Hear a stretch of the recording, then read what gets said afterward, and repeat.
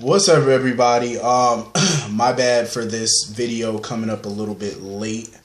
It's been a long day. It's been a long day. I started my day today like 8 o'clock this morning. 8 o'clock this morning was the start of my day. I had like a bunch of math work that needed to get done.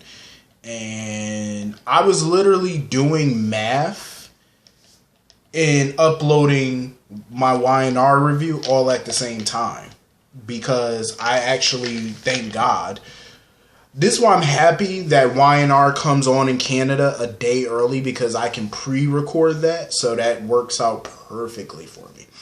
It helps me out a lot. I wish I could get GH and Days a day ahead of time, because if I could pre-record that, it'd make my life 10 times better. It'd make shit easier for me. But yeah, I was doing schoolwork and uploading at the same time, and when I finally got finished with the schoolwork, I had just enough time to crank out the Days of Our Lives review and get that uploaded, and literally as soon as I got that uploaded, I had to rush off to work. Literally as soon as I got that uploaded. So that's why this video is coming up late. So yeah, GH is always getting the short end of the stick. That's because they come on like around 2-3 o'clock. So it's kind of like, and I have to go to work earlier. So it's like, damn. And work all day. So I try to get it done timely manner. It's just been hectic. But, yeah, so this episode of GH was pretty good. Pretty good. A lot of drama, a lot of action.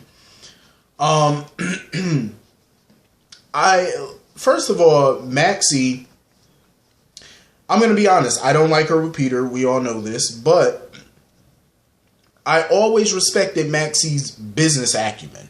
Like, she's a smart businesswoman, capable businesswoman. And I like the way she was handling Sasha. Because that's a situation that needed to be handled. Because it's now public that Sasha OD'd. And Sasha is a partner and an executive at Deception.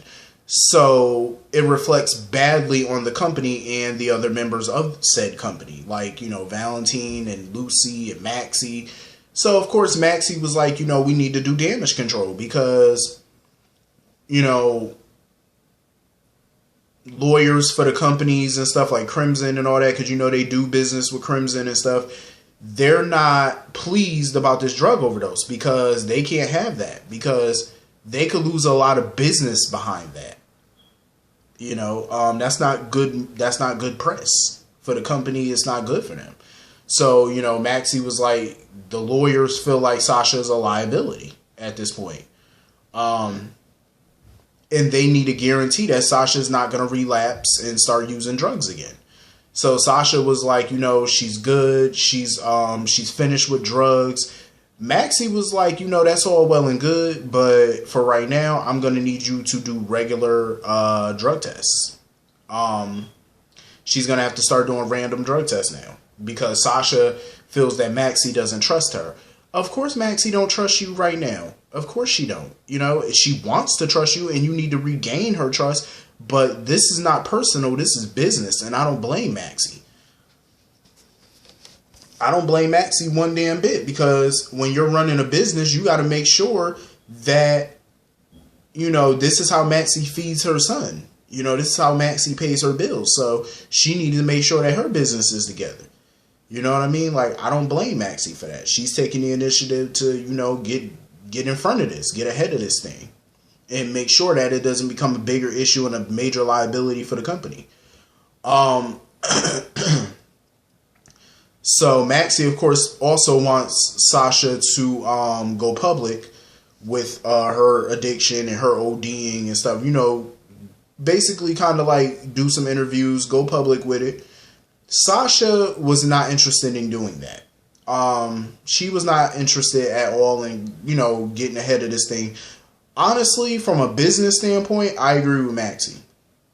You shouldn't run from it, because it's going to make the public think you're trying to hide things, and I understand that's her personal life, but, getting ahead of this is a smart idea, because you can sit down with, the media and give a statement, something, So that way the media is not out there printing trash. Because you know how tabloids are and stuff like that. They will print bullshit just to get a headline. You know, just to get a story and all that. And just to get people clicking and all that mess. So it's good for, you know, Sasha to, you know, talk about it from her own mouth. And I agree with Maxie on that. Sasha should listen to her. And of course, Sasha can't leave Cyrus alone. Cyrus pretty much wants nothing to do with her at this point. Cyrus is like, yo, stay away from me. Like Cyrus just kept warning Sasha, like, stay away. Because he sees her as a liability at this point. She can basically link the drugs to him. And he can't have that. That's why Brando pretty much had to shut that down, and he had to get Sasha the hell away from Cyrus. Because two, he knows what Cyrus is like. He knows what he's capable of, and he's trying to protect Sasha's crazy ass. Like, she needs to understand, you are dealing with danger. You know, like, you are definitely dealing with it. You might want to tread lightly, because Cyrus is not the type of enemy that you want. So of course, Britt meets up with Cyrus to discuss the hospital's budget and stuff. Cyrus wants to introduce a new pain medication, that he hopes is going to bring in a lot of money. Britt is not here for it. Britt does not trust that shit, especially after her latest conversations with Jason about, you know, Cyrus smuggling drugs through the hospital. She's not here for it. She's trying to shut that down. But at the end of the day, yeah, she's chief of staff, but he's the chairman of the board. So if he really wants that drug to go through, it's going to go through, whether Britt wants it to or not. So Britt just needs to keep an eye open and see if she can, you know, get some dirt on him. I like their scenes, though. I like the scenes between her and Cyrus, though. Britt is definitely a formidable opponent, and she's definitely not scared of Cyrus, and that's what I like. She don't seem shook around him, knowing his reputation. She still don't. Like, even as chief of staff, she be standing firm with him. And I like that. You know, she got moxie. I like a person with a little moxie. I like it. So, of course, I did like the scenes with her and Maxie. You know, she was asking if she could visit with her son James and stuff, because that's the only connection to Nathan that she has. So, of course, Maxie was complaining about Liso and how she had to choose between Liso and Peter. And Maxie, you will regret that choice. I will tell you that much. You will live to regret it. She needs to nip that little relationship in the bud. So anyway, Liso is up to no good. She's sitting here trying to cover up Dr. Kirk's death and stuff like that. And now she had to come up with a lie for Franco about how Dr. Kirk was reassigned to another assignment or whatever. And she was going to help him. And Scott was like, hell to the no. Scott was like, you are not about to mess around in my son brain. Because Lisa was like, oh, I know about the brain. I know what I'm doing. And Scott was like, I don't give a shit. I don't blame Scott. Like, I do not blame Scott. Lisa's reputation definitely precedes her. So I don't blame Scott for like, yeah, you ain't about to mess with my son. Like, I don't trust you. But Scott needs to realize you are caught up into some shit. I would definitely not trust Lisa, because you were the one who punched Dr. Kirk and he done fell on that knife. I wouldn't trust her. And she's the one who helped cover it up. I wouldn't trust her, because that means right now she's holding the cards. I wouldn't trust it.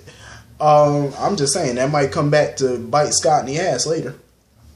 You know, he need to get some leverage on that one.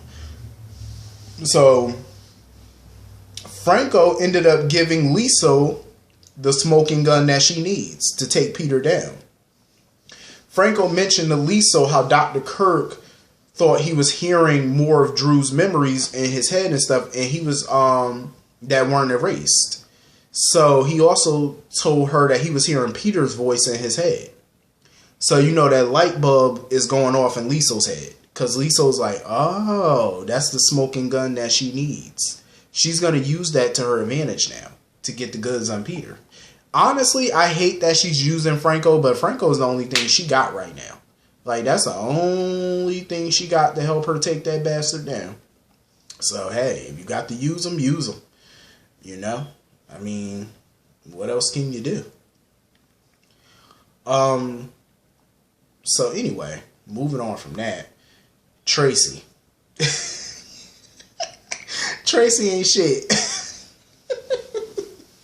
I freaking love Jane Elliott. I am thrilled she's back because she is giving me life right now. Jane is a treasure. That is a national treasure right there. She is superb. I love me some Jane Elliott. Tracy called 911 and told them that Alexis was drunk driving. So when Chase got there, Alexis denied the whole thing because he thought that she blacked out drunk and don't remember. She was like, no, I didn't black out drunk. And she was like, Tracy was the one driving. And Tracy was like, well, shit, I took her home. You know, she was like, I was taking her home. And when she wasn't looking, Alexis just took off on her own. So Tracy was basically telling Chase that she think Alexis should go to an out-of-state rehab facility. Of course she would say that because obviously she wants Alexis the hell out of Port Charles. For the time being, so that way she doesn't blow up Ned and Olivia's marriage. So of course Alexis made herself look even more guilty because she turned down Chase's sobriety test. So Chase had no choice to place her under arrest. So right now Tracy's plan is working. I was like, damn Tracy, you cold-blooded. I love Tracy has not lost her scheming ass ways. I love it. Tracy is a schemer. And I'm here for it. I am super here for it. It's amazing. I love when Tracy is up to her scheming ways. Will it last too long? No. But she's definitely, I love it. That was some A1 scheming on her part. So anyway, Sonny finally caught up with Julian. I hate when people sit there and point a gun at somebody and do all that talking. Bruh, if you ain't gonna pop somebody, then don't pull that gun out. Don't do it, Sonny. Do not pull that gun out if you ain't gonna shoot. Julian was ready for it. Julian was like, well, shit. He was telling Sonny, he said, let's just end this shit. He says, let's stop playing games, pull the trigger, shoot me. He said, do it. But Sonny was like, he'd rather bring Julian to the cops so that way Julian could tell the cops that Cyrus was the one who made him plant that bomb or whatever. Because he was like, you know, Cyrus, that information that he has on Cyrus is the only thing keeping him alive. But Julian was like, at this point, he told Sonny, you might as well shoot me because if I go to the cops and tell them what Cyrus made me do, he was like, if I go to prison, Cyrus gonna have me killed in there anyway. So he was like, you might as well be the one to pull the damn trigger. Julian was just ready to go. Julian just, you know, resigned himself to his fate because he knew one way or the other he was going to die. So he was like, Sonny might as well pull the trigger. So just as, you know, they were getting to that, somebody came out of nowhere and started shooting shot Julian. Him and Sonny was going back and forth shooting, and then Jason popped up and started shooting. I was like, okay, we got a good old shootout going on up in this bitch. I said, okay, this is what I love. You know, little rat-a-tat-tat. That's what I'm talking about. But when the smoke was cleared, the shooter was dead and Julian ass was gone. I love it. Julian is like fucking Casper the Friendly Ghost. Like, his ass just be disappearing on you. Sonny was pissed. He kept telling Jason, he was like, yo, we gotta find Julian. He was like, bruh, we need to find him. Because Sonny is adamant right now, like, yo, we need to get that info and I'm gonna kill his ass. He told Jason, he said, you're not gonna kill him. I'm going to pull the trigger. He said, I'm going to line my shot up and I'm going to put a bullet in him. But I'm like, Sonny, you could have lined your shot up right there and just shot the bastard. I'm just saying, all that talking, you could have shot him right there. So Julian gunshot wound must be a flesh wound or something because he went down. He looked like he was unconscious for a second. But as soon as them bullets started flying, Julian ass got the hell up out of there. I was like, okay. I ain't mad at him because I would have ran too. But pretty much that was the whole episode. I enjoyed it. Hit the comment section. Let me know what y'all thought about it. I'll see y'all all later. Hope y'all have a great night. Peace.